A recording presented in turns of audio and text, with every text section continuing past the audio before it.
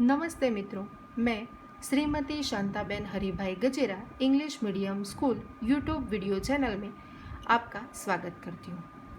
आज हम बात करने वाले हैं स्टैंडर्ड 7 सब्जेक्ट हिंदी इकाई 3 कुत्ते की वफादारी।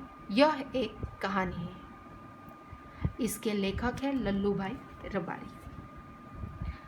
वफादारी का गुण केवल मनुष्यों में ही नहीं होता, जानवरों में भी होता है।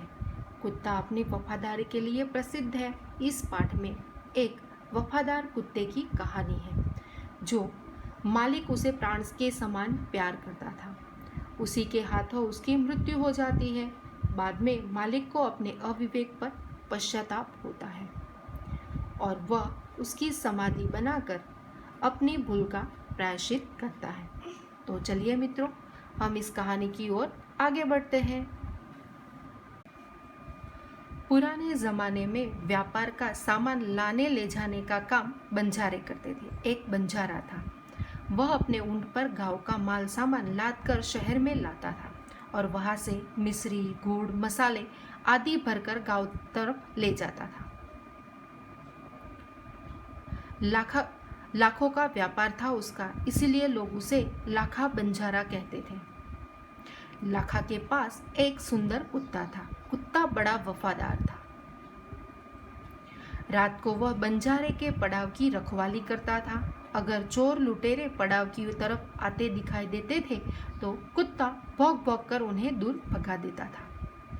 बंजारा अपने कुत्ते की वफादारी से बहुत खुश था। एक बार बंजारा व्यापार में मार खा गया और रुपयों की जरूरत आ पड़ी। वह राधनपुर के एक सेठ के पास आ पहुंचा। उसने अपनी बात बताई। रुपये तो मैं दे दूंगा, मगर उसके बदले में तुम क्या गिरवी रखोगे?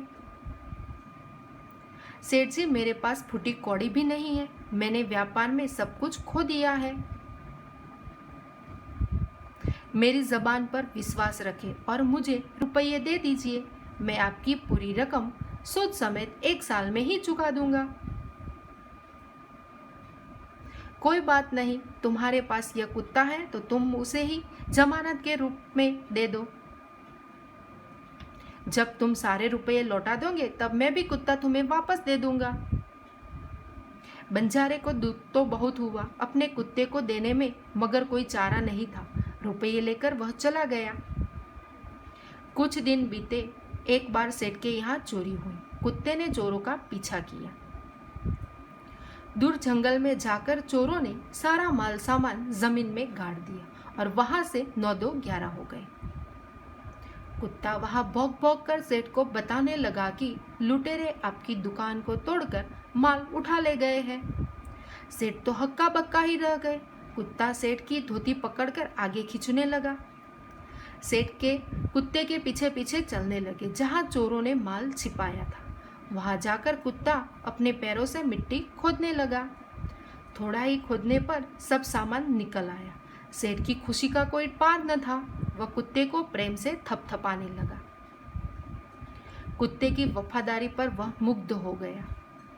घर जाकर उसने एक चिट्ठी लिखकर कुत्ते के गले में पट्टे में बांधकर कहा, कुत्ते भाई, जाओ तुम अपने मालिक लाखा बंजारा के पास, तुम मुक्त हो। कुत्ता खुश हो गया और अपने मालिक से मिलने के लिए जल्दी जल्दी भागने लगा। इधर लाखा ने भी व्यापार में खूब रुपया कमाया था। वह सेठ को उसकी रकम वापस करने के लिए उसी रास्ते से आ रहा था।